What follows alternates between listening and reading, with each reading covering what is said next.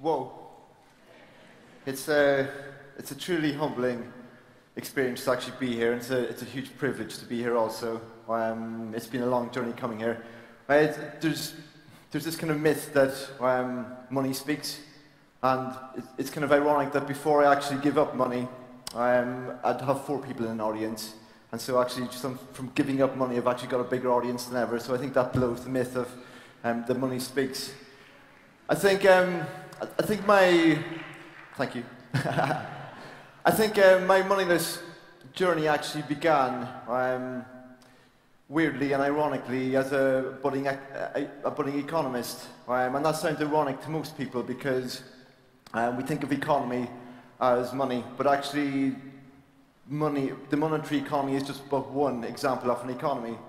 And what economy is really about is ways of meeting our needs. And so I'm trying to show the world that there's another way of meeting our needs apart from actually using money. But then just as in my last year of my economics degree, I came across a guy called Gandhi his message completely scuppered my plans for world domination and wealth accumulation. And you've no idea how much I hate Gandhi now. He ruined my life. I could have had a great life, you know, like the hotel I stayed in this weekend. And yeah, so instead of going on to Wall Street and making lots of cash, I decided to start to raise awareness about the destructive and inevitable consequences of this tool we call money. And so I set up an alternative economy back in 2007 called Free Economy, which is now in over 150 countries around the world with very active groups. And its members do things on what we call a paid-for basis. So instead of always getting something in exchange, we do something and we say, just pay the favour forward. And that's a huge difference in way of thinking. So from, I guess the question you're all asking is, why on earth would you give up money? Why take such an extreme action? And money is a fantastic tool. You know, it has enabled the economies of scale and the division of labour that has facilitated the entire civilization we see before us today. But what is grossly misunderstood is that this tool has got inevitable consequences that gets little or absolutely no attention in the mainstream media. And I guess that's what I'm trying to bring to the world. So people always ask me the question, why do you live without money? And today there's an infinite number of reasons why I live without money. It's not just one anymore. But I'll kind of outline 3 today. The first one was an initial realization that a lot of the social and ecological issues we're faced with today, such as ecological destruction, the massacring of the oceans, sweatshops, factory farms, deforestation, all these things that we pay lip service to actually caring about. These things stem from our delusion that we are separate from nature. We're not separate from nature. And it also stems from the fact that we're very, very disconnected from what we consume. So because of the widening degrees of separation between the consumer and the consumed, we no longer have any real appreciation for the embodied energy, the embodied destruction, the embodied suffering that goes into every stage of the supply chain in the things we buy. We never get to see these people. The tool that enabled this disconnection is money, especially in the global format that we see it today. So I'll give you some examples. If we all had to grow our own food, we wouldn't waste a third of it as we do in the UK right now. If we had to make our own tables and chairs, we wouldn't chuck them out the moment we decided to change the interior decor. If we had to take responsibility for our own drinking water, I doubt most of us would pee and poo in it. It wouldn't make much sense to pee and poo in your own drinking water. And so until we reconnect with what we consume, and what I'm talking about is a completely localized economy, until we reconnect with what we consume, all these symptoms, all these social and ecological symptoms will continue because we're not getting to the root of the problem, which is our separation from nature and our separation from what we consume. We need to localize.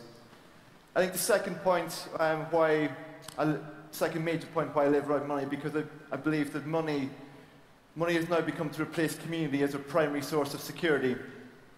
So over the last 13,000 years, We've had a kind of a gradual erosion of community. I've witnessed this in Ireland over the last just 15 years in the Celtic Tiger economy. And pre-agriculture and the ascent of money, humanity had security in the earth and in the relationships with people around them. But since the agricultural revolution and since the ascent of money, humanity has been striving for independence. It no longer sees itself as interdependent, it's striving for independence.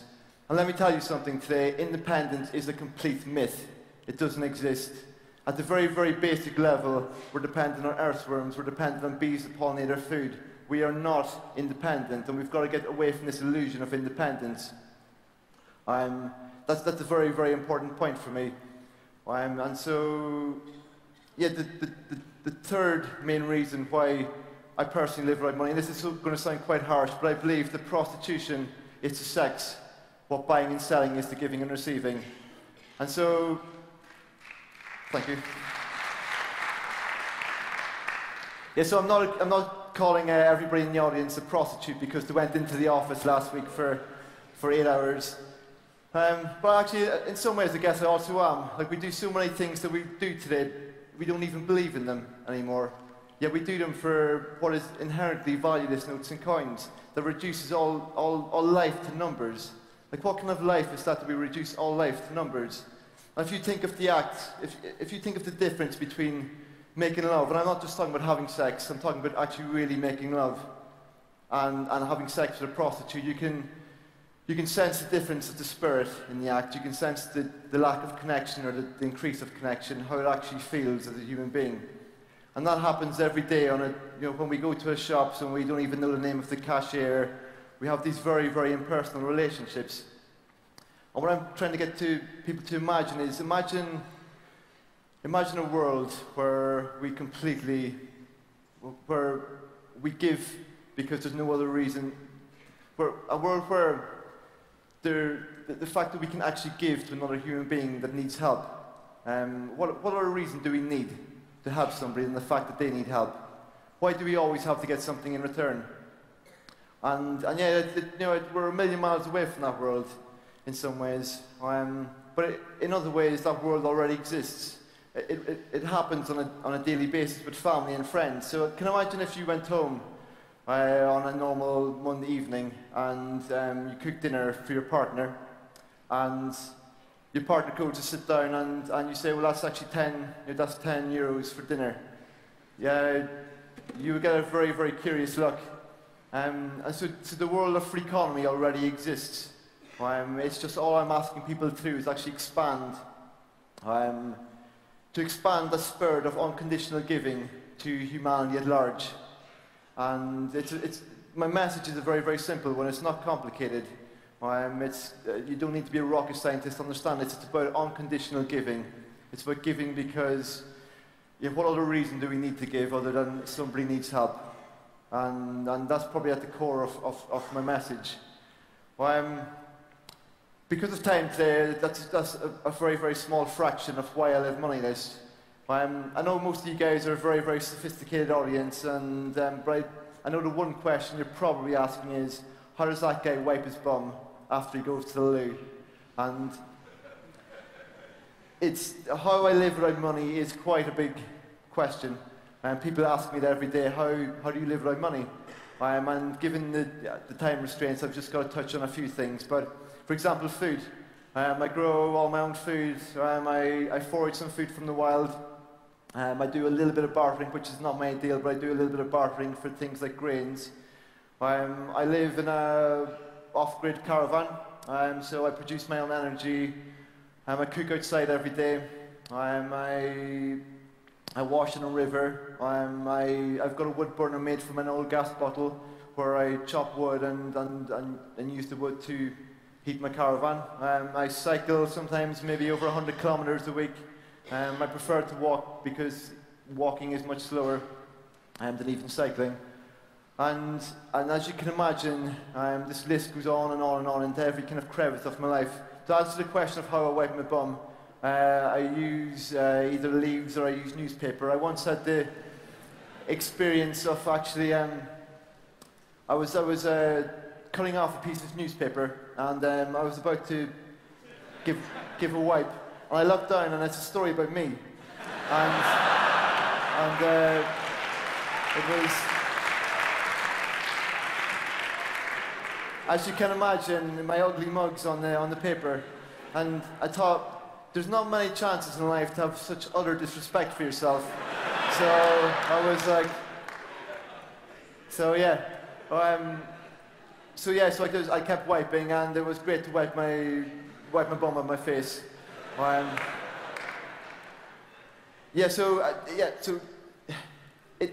I normally do talks, it can take 2 hours of questions and answers to actually answer. For example, I brush my teeth using a mixture of cuttlefish bone, which most people go like, he brushes his teeth with bone and wild fennel seed. And it's interesting because if you take every aspect of your life, you've got to replace what you normally do with money, with a relationship either with the earth or with the people around you. And it's those bonds. There's an intimacy when you're dependent on people, when you're dependent on the earth. That intimacy and the bonds that are created from those relationships have got, when they're taken away, there's huge social implications of this, and they're grossly misunderstood. I think I've come here today. I haven't come here today to convince an entire room of people to live moneyless tomorrow.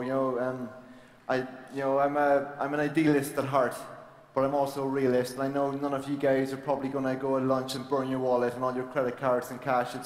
It's probably not going to happen. Having said that, I think if any of you did want to live moneyless, I'm pretty useless at almost everything I do. If I can manage to live moneyless, trust me, you guys can do a much, much better job than me. But what I've come here to do today is show you that there's many lenses through which you can see the world. So the lens that we've had on for the longest time now is a lens called, how much can I get? And what I'm trying to say to people is that on the table in front of you, there are a number of lenses. If you take off this lens, how much can I get, and stick on a new lens called, how much can I give? Or think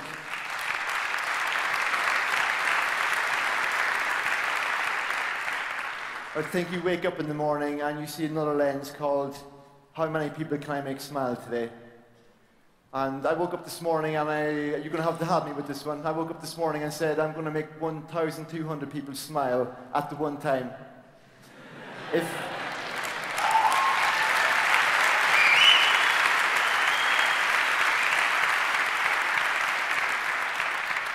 anybody isn't smiling, you're incredibly poor people. And so what I want to create is a world where there's no other reason. As I said earlier, what other reason do we need to give than the fact that somebody needs help? Why do we need to get something in return? It's an old mentality, and I'm trying to get people into a new mentality. And so the one thing I'd probably leave you with today would be this: whether you if what you believe is in complete contradiction to what I believe, go and be the change you want to see in the world. Whether you agree or disagree with me, whatever you believe in, whatever you're passionate about, go and be the change you want to see in the world. Have no discrepancy between here, and between here. What the world needs now is action, not words. I think until the soldiers of peace become as brave as the soldiers of war, little is going to change. And every single person in this room, from you to you to you, is a soldier of peace. And I would beg you, please, please, please, please, leave here today and go and be the change you want to see in the world. Go and have courage. Go and put exactly what you believe into action. You would not believe how easy it is that when you actually put what you believe into action, then it can happen. And that's what's going to change the world.